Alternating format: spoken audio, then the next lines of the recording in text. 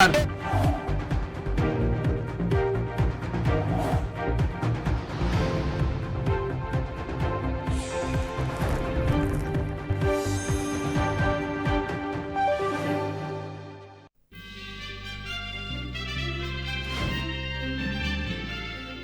में टनल हादसा, 10 मीटर हिस्सा ढहा, 8 कर्मी फंसे। एनडीआरएफ एसडीआरएफ टीम ने सुरंग का निरीक्षण किया। टनल में घुटनों तक कीचड़।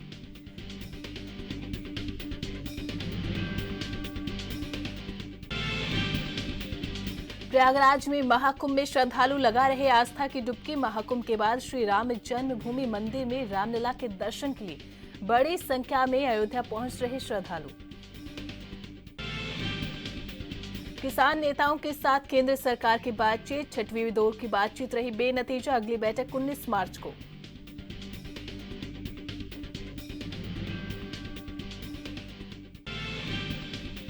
चैंपियंस ट्रॉफी का घमासान, दुबई में भारत और पाकिस्तान की टीमें होंगी आमने सामने।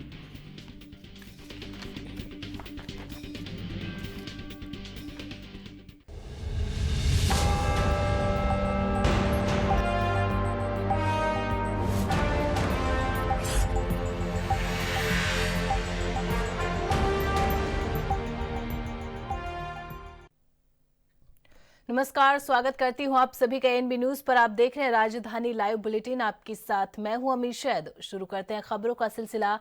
दिल्ली के उपराज्यपाल वीके सक्सेना ने बीजेपी विधायक अरविंदर सिंह लवली को दिल्ली विधानसभा का प्रोटेम स्पीकर नियुक्त किया है। सोमवार को एलजी पहले अरविंदर सिंह लवली को शपथ दिलवाएंगे। इसके बाद विधानसभा में लवली नए निर्वाचित विधायकों को शपथ दिलवाएंगे। दिल्ली की नई विधानसभा का पहला सेशन 24 फरवरी से शुरू होकर 27 फरवरी तक चलेगा।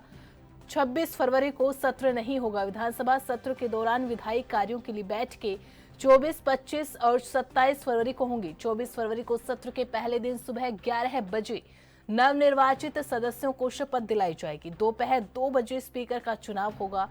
बता दें 26 साल बाद बीजेपी का कोई सीएम बना है। रेखा गुप्ता ने गुरुवार को सीएम पद के तौर पर शपथ ली। रामलीला मैदान में आयोजित शपथ ग्रहण समारोह में 6 मंत्रियों ने शपथ ली। वहीं विजेंद्र गुप्ता के दिल्ली विधानसभा अध्यक्ष बनने की संभावना है।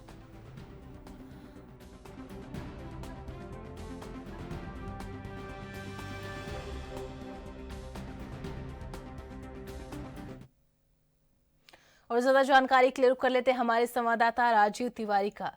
राजीव, कल 24 फरवरी से दिल्ली के विधानसभा सेशन का आगाज होने जा रहा है। सबसे पहले तो विधायकों की शपथ ही दिलाई जाएगी। उसके बाद जो स्पीकर का चुनाव होगा, डेप्यूटी स्पीकर का चुनाव होगा। क्या कुछ जानकारी है?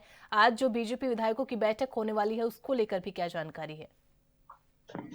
देखिए, यहाँ पर बात करें जिस तरीके से दिल्ली विधानसभा चुनाव के बाद दिल्ली की सरकार नई बदलती हुई नजर आई। यहाँ तक कि मुख्यमंत्री के तौर पर रेखा गुप्ता जो है वो दिल्ली के रामलीला मैदान में शपथ ली गई। उनके साथ साथ 6 और विधायकों ने भी शपथ ली। मगर अब यहाँ पर बात करें दिल्ली विधानसभा सत्र की, तो दिल्ली विधानसभा सत्र जो है सोमवार को शुरू होने वाला है। यहाँ पर बात करें जिस तरीके से लगातार कहीं ना कहीं जो भाजपा के द्वारा कोशिशें की गई थी वो कहीं ना कहीं सफल होती नजर आई। यहाँ पर बात करें प्रोटो स्पीकर की, तो अब अरविंद सिंह लवली जो है वो उनको बनाया जा सकता है, क्योंकि कल जिस तरीके से कहते हैं दिल्ली के सत्र के अंदर, यानी कि दिल्ली विधानसभा सत्र के अंदर जिस तरीके से जो शपथ ली चुनाव होंगे स्पीकर के, उसको लेकर भी कहीं ना कहीं प्रयास लगाए जा रहे हैं कि स्पीकर किसको बनाया जाएगा और किसके अध्यक्ष बताए, यानी कि दिल्ली अध्यक्ष बताए तो विजेंद्र सचदेवा को ही अध्यक्ष के तौर पर नियुक्त किया जा सकता है। मगर कल जिस तरीके से स्पीकर को लेकर चुनाव जो किए जाएंगे उसको लेकर प्रयास जो है वो देखने को मिल सकते हैं। मगर यहाँ पर जिस तरीके से लगातार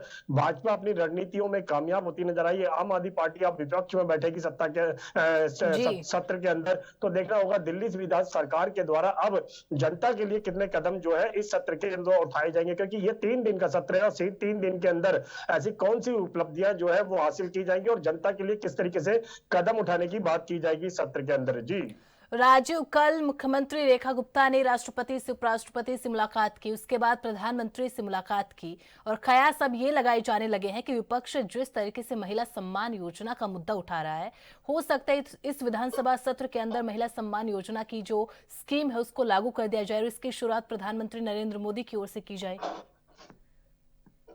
देखिए, कल यहाँ पर बात करें कल की यानी कि कहते हैं दिल्ली विधानसभा जी। सत्र की, तो सत्र की जो शुरुआत होगी उसके अंदर कहीं ना कहीं जो शपथ ग्रहण के साथ साथ कहीं ना कहीं जो स्पीकर चुनाव जो है वो भी किए जाएंगे। मगर यहाँ पर बात करें दिल्ली सरकार की, क्योंकि अब उपराष्ट्रपति से भी मुलाकात की गई, यहाँ तक कि उपराज्यपाल से भी मुलाकात की गई, तो तमाम कोशिशें जो है भाजपा के द्वारा, नई सरकार के द्वारा की जा रही है। मगर अब कहीं ना कहीं पहले दिल्ली जी। विधानसभा सत्र के अंदर 10 सालों तक आम आदमी पार्टी रही, तो कहीं ना कहीं उनके द्वारा जो कार्य किए गए थे अब भाजपा सरकार के अंदर आ जी। चुकी है। तो आप देखना होगा दिल्ली विधानसभा सत्र के अंदर भाजपा जो है वो किस तरीके से कार्य कर पाएगी, क्योंकि 3 दिन का विशेष सत्र है, तो कहीं ना कहीं उसके अंदर किस तरीके से जनता के लिए जो कदम जो है वो उठाने की बात की जाएगी। दूसरा यहाँ पर बात करें, अभी तक जो देखने को मिल रहा था यमुना की सफाई को लेकर जी। बात करें, या फिर क्या है मोहल्ला क्लिनिकों के लेकर बात करें, या फिर क्या है दिल्ली की महिलाओं के लिए जो 2500 रुपए की योजना है उसको लेकर इस सत्र के अंदर जो हंगामा जो है वो देखने को मिल सकता है। क्योंकि अभी तक 2500 रुपए की योजना को लेकर आम आदमी पार्टी की तरफ जी। से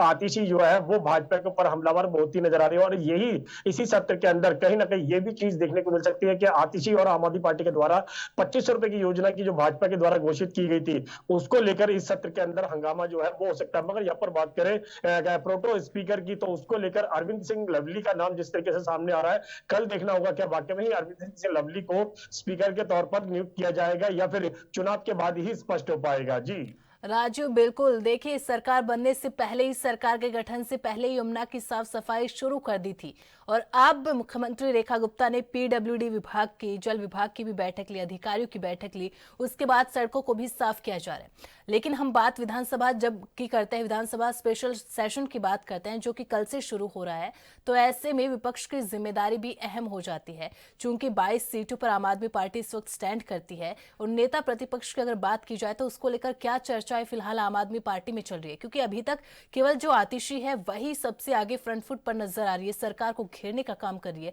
तो क्या कल विधानसभा सत्र शुरू होने से पहले नेता प्रतिपक्ष चुन लिया जाएगा? देखिए, यहाँ पर बात करें जिस तरीके से दिल्ली से विधानसभा सत्र की, तो इस जो जी। 3 दिन का सत्र चलने वाला है उसके अंदर कहीं ना कहीं ये ही मुद्दे जो है देखने को मिल सकते हैं। क्योंकि यमुना की सफाई को लेकर बात करें तो भाजपा जो है जिस तरीके से सरकार बनने से पहले ही यमुना जी। की सफाई को लेकर कदम उठाती हुई नजर आ रही है, उससे तो लगता है कि वाकई में ही दिल्ली सरकार जो है वो अब जनता के बारे में सोचती रह रही है। सड़कों की हालत की बात करें तो सड़कों को भी अब बेहतर बनाने की बात की जा रही है।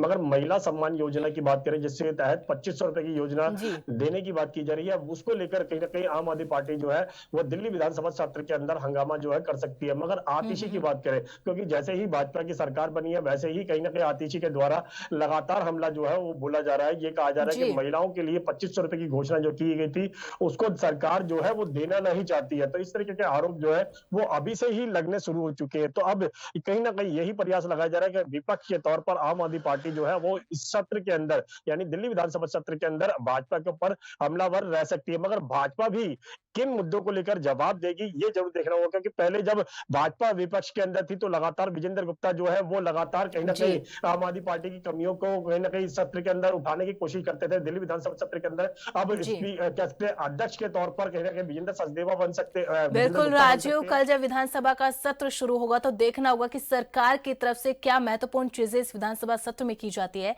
और विपक्ष की ओर से क्या मुद्दे इस विधानसभा सत्र में उठाए जाएंगे। बहुत बहुत शुक्रिया राजीव जानकारी के लिए।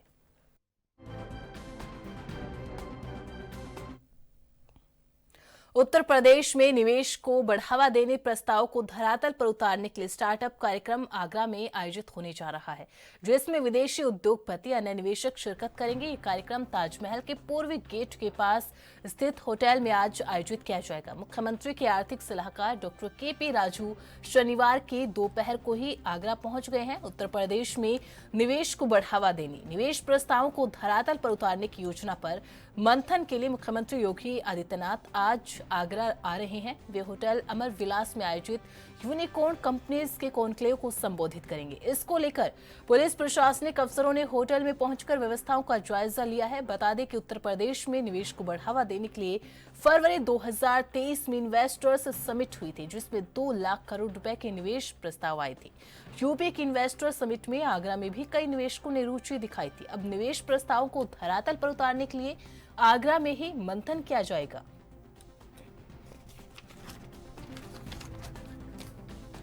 तो उत्तर प्रदेश के अंदर इन्वेस्टर समिट का आयोजन फरवरी 2023 से किया गया था। फरवरी 2023 में जो इन्वेस्टर समिट हुई थी उसके बाद एक बड़ा निवेश, बड़ा इन्वेस्टमेंट उत्तर प्रदेश के अंदर देखने को मिला था। साथ ही जो इन्वेस्टर्स आए थे, जो कंपनीज आई थी, उन्होंने दिलचस्पी भी दिखाई थी आगरा में। और ऐसे में आज आगरा के अंदर, आगरा के पूर्वी गेट पर स्टार्टअप कार्यक्रम का आयोजन किया जा रहा है, जिसके लिए मुख्यमंत्री योगी आदित्यनाथ भी आज आगरा पहुंचेंगे, इस इन्वेस्टर समिट के अंदर शामिल होंगे।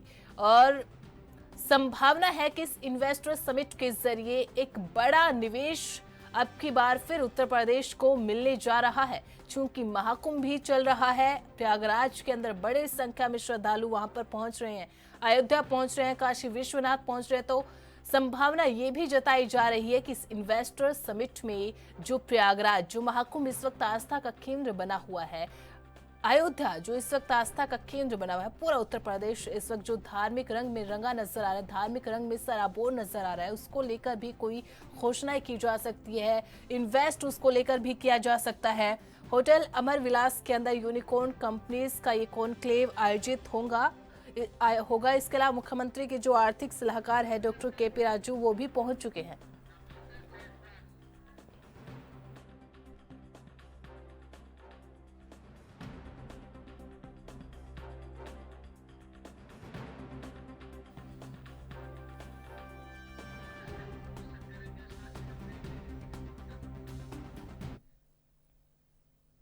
और इस खबर पर ज्यादा जानकारी के लिए करते हैं हमारे संवाददाता रविंद्र सेजवाल का। रविंद्र, देखिए आज आगरा के अंदर स्टार्टअप कार्यक्रम, स्टार्टअप कॉन्क्लेव, उसको लेकर क्या जानकारी है, कितनी कंपनीज आएंगी, क्या इन्वेस्टर यहाँ पर उत्तर प्रदेश के अंदर होने की संभावना जताई जा रही है? जी देखिए, आपको बता दें कि जिस तरीके से आगरा के अंदर लगातार जो है मुख्यमंत्री योगी आदित्यनाथ मॉनिटरिंग कर रहे हैं, तो हम कह सकते हैं कि आगरा के अंदर, वैसे तो आगरा जो है पूरे वैश्विक पटल पर जो है कोई अछूता नहीं है जो आगरा को नहीं जानता है। समूचे संसार में आगरा का एक अलग ही नाम रहा है। आपको बता दें कि उत्तर प्रदेश में निवेश को बढ़ावा देने के लिए, प्रस्तावों को साथ ही साथ धरातल पर उतारने के लिए जो है विदेशी उद्योगपति यहाँ जो है निवेश करने के लिए आ रहे हैं। आपको बता दें कि ये कार्यक्रम ताजमहल के पूर्वी गेट स्थित अमर विलास होटल में जो है रखा गया है, जिसमें मुख्यमंत्री बिल्कुल रविंद्र, ये भी देखना होगा कि आज जो कंपनीज आएंगी, जो इन्वेस्टर्स आएंगे, कितनी बड़ी संख्या में आते हैं और कितना बड़ा इन्वेस्टमेंट इस कार्यक्रम के जरिए उत्तर प्रदेश को मिलता है। बहुत बहुत शुक्रिया रविंद्र तमाम जानकारी के लिए। खबरों का सिलसिला यूं ही जारी रहेगा, रुकते एक छोटी सी ब्रेक के लिए।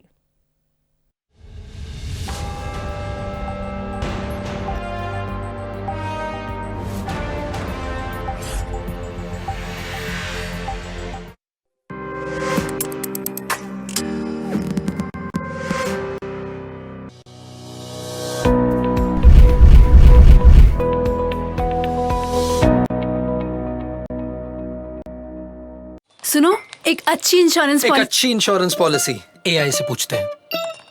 एक ऐसी पॉलिसी जिसमें प्रीमियम पेमेंट हो लिमिटेड पर इनकम आती रहे लाइफ टाइम। LIC का जीवन उत्सव। एक ऐसी पॉलिसी जो दे होल लाइफ इंश्योरेंस कवर भी। LIC का जीवन उत्सव। वाह, चलो तो LIC की जीवन उत्सव पॉलिसी ही लेते हैं। मैं भी तुमसे यही कह रही थी, LIC का जीवन उत्सव। लाइफ टाइम सेलिब्रेशन मनाइए LIC के जीवन उत्सव के साथ, फ्यूचर सेट है। उत्तर प्रदेश की राजधानी लखनऊ से मैं जितेंद्र सिंह। हिमाचल की राजधानी शिमला से ANB न्यूज के लिए मैं टीना ठाकुर। छत्तीसगढ़ की राजधानी रायपुर से मैं अखिलेश तिवारी राजपुर। देवभूमि उत्तराखंड से मैं अमित चौधरी। राजनांदगांव, वाराणसी, चंबा, भूतपुर, गुरुग्राम, फरीदाबाद, हरिद्वार, रुड़की, सीतापुर, गौतम बुद्ध नगर, अमेठी, फिरोजाबाद, चित्रकूट, हमीरपुर, कानपुर नगर से ANB न्यूज के लिए मैं सत्यम गोस्वामी।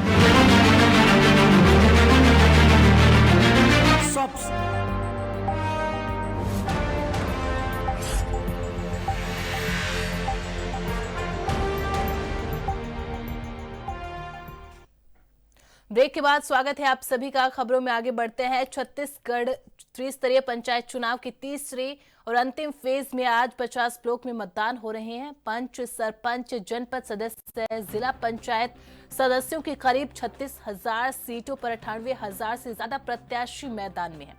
इस फेज में राज्य के 50 विकास खंडों में मतदान संपन्न होगा, जहां 53 लाख से अधिक मतदाता अपने मताधिकार का प्रयोग करेंगे। इसके लिए 11,423 मतदान केंद्र स्थापित किए गए हैं। मतदान सुबह 7 बजे से शुरू हो चुका है, जो कि दोपहर 3 बजे तक चलेगा।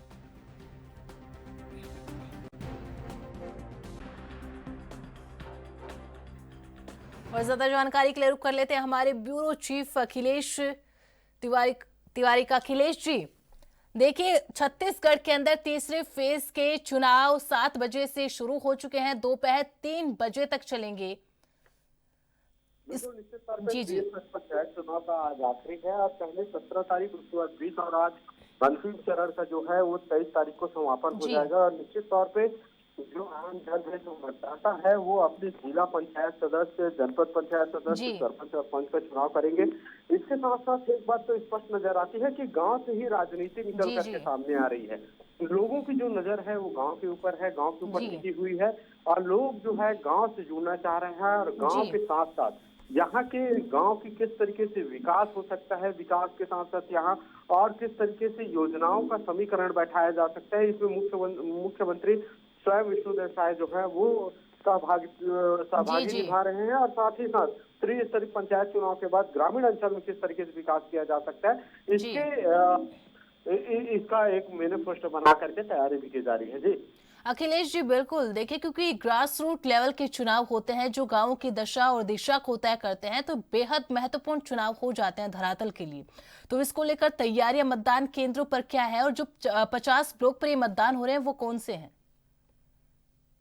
लोकप्रिय मतदान केंद्र की अगर बात की जाए तो इसमें लगभग 50 गिनती में शामिल है और साथ ही साथ इसके अलावा जो मतदान है वो ग्रामीण अंचल में सबसे ज्यादा देखने को मिलता है। लोग जो है घर से निकल रहे हैं।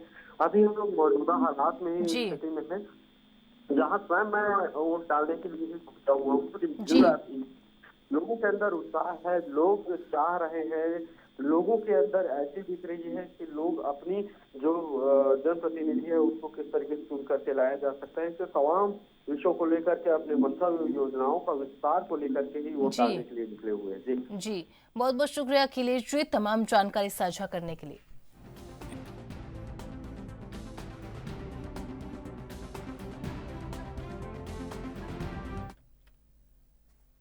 दिल्ली की 8वीं विधानसभा का पहला सत्र नवनिर्वाचित सदस्यों के शपथ ग्रहण के साथ सोमवार से शुरू होगा। वहीं मुख्यमंत्री रेखा गुप्ता बीजेपी विधायक विजेंद्र गुप्ता को सदन का अध्यक्ष चुने जाने के लिए प्रस्ताव पेश करेंगी।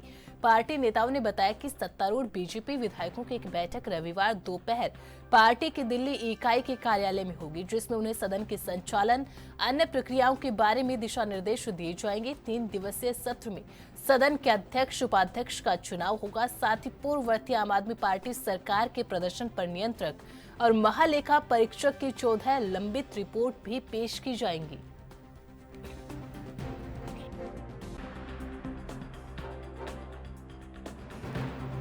तो दिल्ली की 8वीं विधानसभा सत्र का आगाज कल से यानी कि 24 फरवरी से होने जा रहा है। ये 3 दिवसीय सत्र रहेगा, जिसके अंदर प्रोटेम स्पीकर अरविंदर सिंह लवली को नियुक्त किया गया है, जो सभी विधायकों को कल सोमवार को विधानसभा सत्र के अंदर शपथ दिलवाएंगे।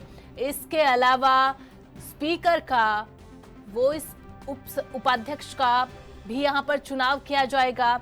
इसके अलावा आज एक महत्वपूर्ण बैठक बीजेपी विधायकों की आयोजित होने वाली है, जिसमें चर्चा की जाएगी सदन की प्रक्रियाओं को लेकर, सदन के संचालन को लेकर।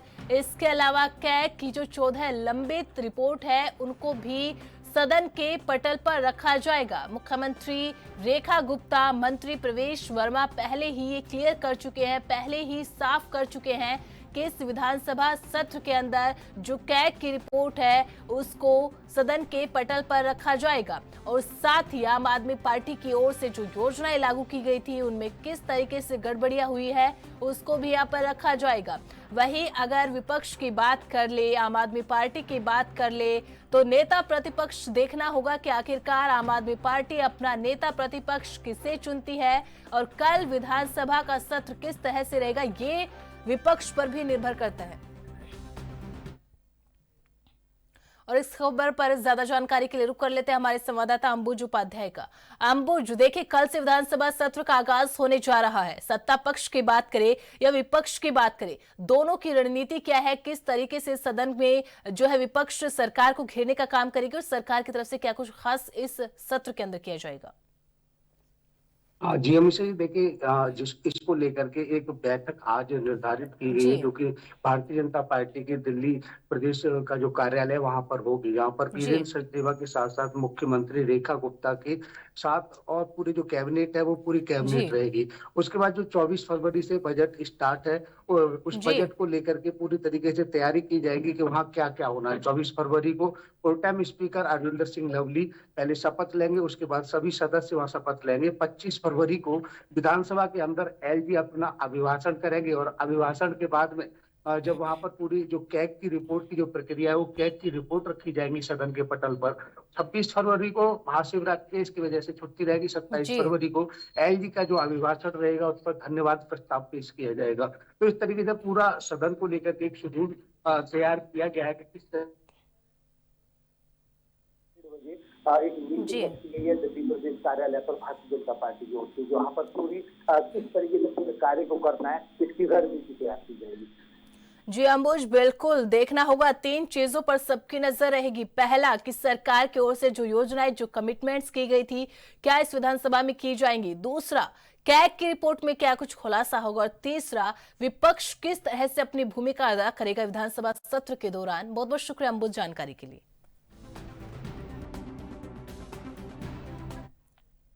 यहाँ रुकते एक छोटे से ब्रेक के लिए, जल्द हाजिर होंगे।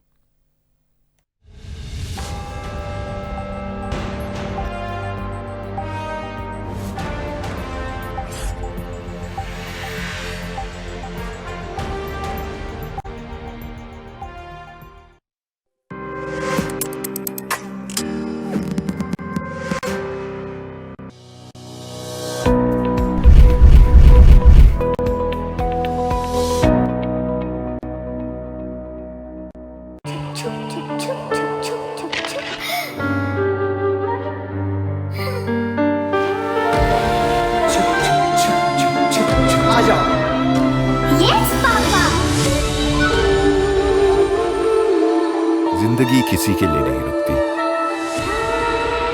हम भी आपको कहां रुकने देंगे। जिंदगी के हर मोड़ पर LIC है तो इंश्योर्ड है। LIC हर पल आपके साथ।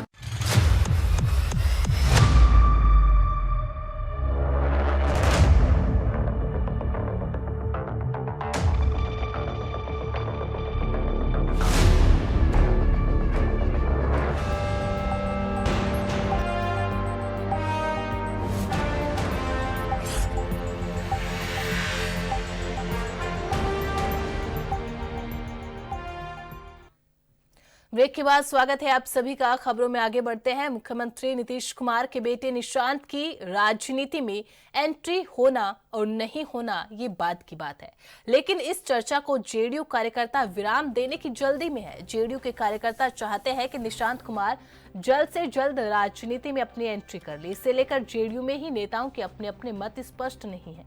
कभी कोई कुछ बोलता है, कभी कोई नेता कुछ और कहता है। इस बीच जेडीयू कार्यकर्ताओं की ओर से पटना में लगा पोस्टर बहुत कुछ कह रहा है। जेडीयू कार्यालय के बाहर पटना में लगे पोस्टर में साफ लिखा है कि बिहार है तैयार, आइए निशांत कुमार। जेडीयू के युवा कार्यकर्ताओं की इस पर तस्वीर है। उन्होंने निशांत कुमार को आग्रह किया है कि वे राजनीति में आए। इन सभी कयासों के बीच निशांत कई बार कह चुके हैं कि वो राजनीति में नहीं आएंगे।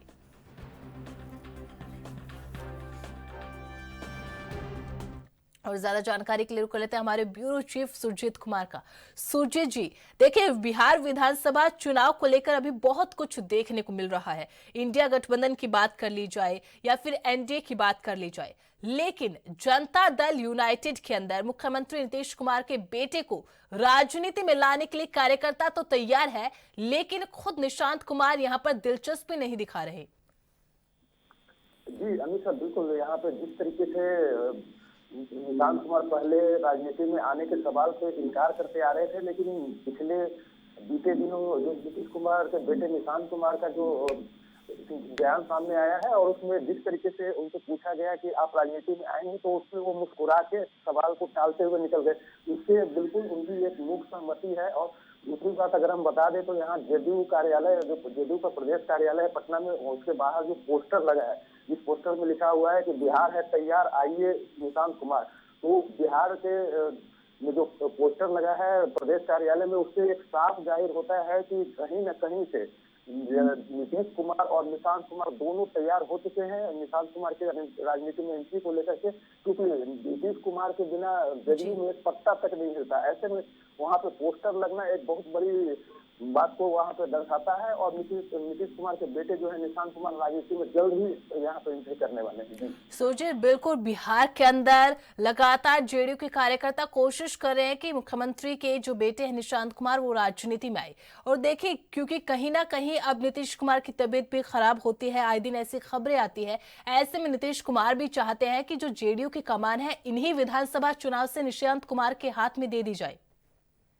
जी अमित शाह, जिस तरीके से हम बात करें नीतीश कुमार की तबीयत को, तो वो लगातार खराब हो रही है। और अगर सूत्रों की माने तो अगले महीने तक नीतीश कुमार जो है अपने एक बेहतर इलाज के लिए अमेरिका रवाना हो सकते हैं। और ऐसे में इस साल विधानसभा चुनाव होने हैं और जैसा कई मंचों पर हमने देखा है कि नीतीश कुमार कुछ न कुछ ऐसी हरकतें कर देते हैं जिसके कारण जो है जेडीयू के लिए और उनके जो सहयोगी दल है बीजेपी के लिए शर्मिंदगी का कारण होने लगता है। तो ऐसी स्थिति में नीतीश कुमार अभी नहीं है कि वो चुनाव सभा कर सके और लोगों के बीच इंटरेक्ट कर सके। तो ऐसी स्थिति में नीतीश कुमार के विकल्प के तौर पे सबसे बेहतर चेहरा यहाँ पे निशांत कुमार को माना जा रहा है। और इसी कारण है कि जो लगातार नीतीश कुमार परिवारवाद का आरोप लालू प्रसाद यादव पे लगाते आ रहे हैं या अन्य नेताओं पे लगाते आ रहे हैं, उसके बावजूद भी नीतीश कुमार के बेटे निशांत कुमार की राजनीति में जब एंट्री हो रही है तो तमाम ऐसे दल हैं, चाहे पक्ष की बात करें या विपक्ष की बात करें, तमाम ऐसे दल हैं जो निशांत कुमार को बाहें खोलकर स्वागत करने के लिए यहाँ पर तैयार बैठे हैं। जी सुरजीत जी, बिल्कुल देखिए, यहाँ पर चाहे विपक्ष की बात कर ले या फिर एंट्री की बात कर ले, सभी स्वागत के लिए तैयार तो खड़े हैं। लेकिन क्या जल्दबाजी होगी इन्हीं विधानसभा चुनाव के अंदर निशांत कुमार की एंट्री करवाना, पार्टी की कमान देना? क्या बिहार की जनता में निशांत कुमार के लिए एक्सेप्टेंस होगी? जी अमित शाह, बिल्कुल जिस तरीके से हमने पिछले कई ऐसे राजनेताओं को देखा है, खास करके लालू प्रसाद की को मान ले तो लालू प्रसाद के जो तमाम परिवार के सदस्य हैं, उनके परिवार के सदस्यों को या तो उनके बेटे हो या बेटी हो, उनको बिहार की जनता ने भरपूर प्यार दिया है। तो उससे बिल्कुल अंदाजा लगाया जा सकता है। और नीतीश कुमार जो है बिहार के काफी लोकप्रिय नेता हैं और जिस तरीके से उन्होंने बिहार की तस्वीर बदली है, तो उससे बिल्कुल ये अंदाजा लगाया जा सकता है कि निशांत कुमार को, जो मुख्यमंत्री के बेटे हैं, उनको बिहार की जनता उतना ही प्यार करेगी और उतना ही सपोर्ट करेगी। लेकिन यहाँ पे निशांत कुमार के लिए एक बहुत बड़ी चुनौती होगी कि वो नीतीश कुमार की लोकप्रियता जो थी उसको बरकरार रखे और जिस तरीके से जनता का विश्वास उनके पिता को मिला वैसे ही विश्वास उनको मिले। तो ये निशांत कुमार के लिए बहुत बड़ी चुनौती है और इस चुनौती से निशांत कुमार कितना खरा उतरते हैं तो आने वाला वक्त बताएगा। जी बहुत बहुत शुक्रिया सुरजीत जी जानकारी के लिए।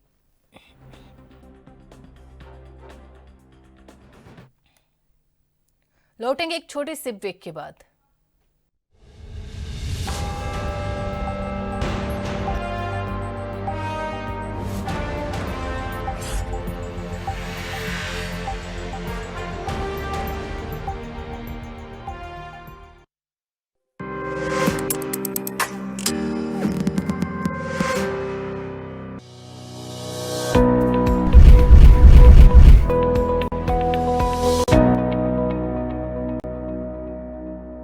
विकास पुरुष प्रधानमंत्री नरेंद्र मोदी जी के मार्गदर्शन एवं माननीय मुख्यमंत्री योगी आदित्यनाथ जी के नेतृत्व में महाकुंभ 2025 प्रयागराज बन चुका है आस्था एवं आधुनिकता का अद्भुत संगम। डिजिटल पथ से जुड़कर देश दुनिया का हर हिस्सा श्रद्धालुओं एवं पर्यटकों की यात्रा को सरल, सुगम और सुरक्षित बना रहा है। AI पर आधारित कुंभ सहायक चैटबॉट 11 भाषाओं में पर्सनल गाइड बन रहा है। आवश्यक सेवाओं के लिए QR कोड स्कैनिंग सुविधा है। अस्थायी शहर महाकुंभ नगर के हर लोकेशन और कार्यक्रमों के लिए गूगल नेविगेशन उपलब्ध है। साफ सफाई, खाने पीने, रहने एवं किसी भी तरह की सहायता के लिए महाकुंभ में डिजिटल प्लेटफॉर्म उपलब्ध है। इनमें Mahakumbh app, website, QR code, scanning से लेकर चैटबॉट तक की सुविधाएं हैं। पहली बार महाकुंभ में डिजिटल महाकुंभ अनुभूति केंद्र बनाया गया है। इसमें महाकुंभ के ऐतिहासिक महत्व को डिजिटल रूप में समझा जा सकता है। 45 दिनों का महापर्व नया इतिहास रचने की ओर है अग्रसर, क्योंकि ये है दिव्य भव्य डिजिटल एकता का महाकुंभ।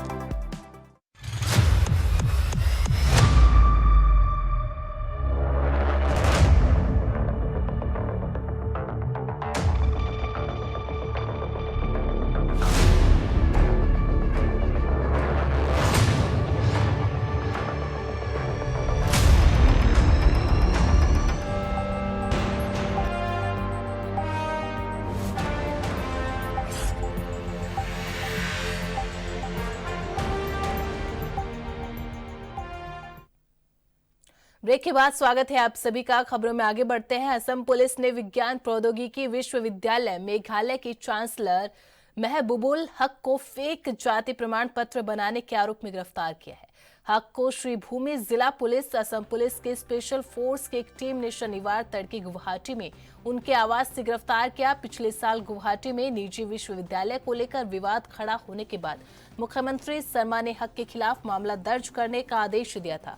मुख्यमंत्री शर्मा ने पहले आरोप लगाया कि गुवाहाटी के बाहरी इलाकों में जोराबाट पहाड़ियों में एक निजी विश्वविद्यालय अन्य शैक्षणिक संस्थानों के द्वारा बड़े पैमाने पर वनों की कटाई के कारण शहर में अचानक बाढ़ आ गई। उन्होंने दावा किया असम के श्रीभूमि जिले के बंगाली मूल के मुस्लिम महबूबुल हक के स्वामित्व वाले निजी विश्वविद्यालय विज्ञान और प्रौद्योगिकी विश्वविद्यालय मेघालय गुवाहाटी में बाढ़ जिहाद छेड़ रही है। हालांकि यूएसटीएम अथॉरिटी ने असम के सीएम के आरोपों से इनकार किया था।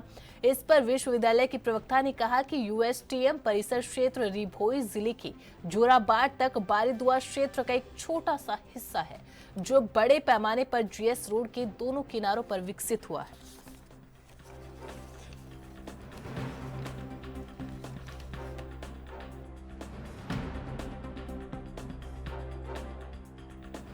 ज्यादा जानकारी के लिए रुक कर लेते हैं हमारे संवाददाता चंदन हीरा का। चंदन, चांसलर महबूबुल हक पर क्या कुछ आरोप लगे थे, पूरा मामला क्या है, विस्तार से जानकारी दीजिएगा। जी देखिए, मैं बता दूं कि मेघालय जो यूएसटीएम है उसके जो संचालक है महबूबुल हक को पुलिस और स्पेशल टास्क फोर्स ने गिरफ्तार किया है। और देखा जा रहा है कि ये गिरफ्तारी असम के मुख्यमंत्री हिमंत बिस्वा शर्मा की तीखी आलोचना के बाद हुई है, और जिन्होंने हाल ही में यूएसटीएम पर बड़े पैमाने पर धोखाधड़ी का फर्जी डिग्री जारी करने और वित्तीय अधिनियमों का आरोप लगाया था। और सीएम शर्मा ने हक पर सीधे हमला करते हुए कहा कि यूएसटीएम का प्रमुख खुद एक धोखेबाज है और पूरी व्यवस्था ही फर्जी है और संस्थान छात्रों को फर्जी प्रमाण पत्र जारी कर रहा है। और ये भी देखा जा रहा है कि जालहाजी और आरोप लगाते हुए मुख्यमंत्री ने हक की जाति प्रमाण पत्र पर भी सवाल उठाया है और ये भी दावा किया है कि यहाँ तक कि उनका जाति प्रमाण पत्र भी फर्जी है। और हमारे बुद्धिजीवी किसी ऐसे व्यक्ति को प्रशंसा कैसे कर सकते हैं जिसके पास गलत आभासी प्रमाण पत्र है। जी चंदन, बिल्कुल, लेकिन देखिए ये फेक कास्ट सर्टिफिकेट का मामला है। ऐसे में न जाने कितने लोगों को फेक कास्ट सर्टिफिकेट दिया होगा जो अब सरकार की जन कल्याणकारी योजनाओं का फायदा भी ले रहे हैं। तो ऐसे में सरकार अब ऐसे लोगों को कैसे चिन्हित करेगी, कैसे ट्रेस करेगी? जी देखिए, ये जो असम सरकार है, ये असम सरकार पूरी तरह से निगरानी रख रही है और उसको देखकर ही महबूबुल हक को भी गिरफ्तार कर लिया गया है। और सीएम शर्मा ने यूएस टीम के जो शैक्षणिक विश्वसनीयता पर भी चिंता जताई और कहा कि संस्थान में पीएचडी समेत डिग्रियों को कथित तौर पर बेची जा रही है। और उन्होंने ये भी कहा है कि पीएचडी भी बेची जाती है वहाँ पर और कोई उचित परीक्षा नहीं होती है, वहाँ पर कोई डिग्री नहीं होती है, कुछ भी नहीं होता है। यूएस टीम के मौजूदा वित्तीय संकट को राज्य सरकार द्वारा बाहरी फंडिंग पर भी कार्रवाई से जोड़ा जाता है। और उन्होंने ये भी कहा है कि ये वित्तीय संकट इसलिए मौजूद है क्योंकि हमने विदेशी फंडिंग की एक बड़ी मात्रा को रोक दिया है। जी, बहुत बहुत शुक्रिया चंदन जानकारी के लिए।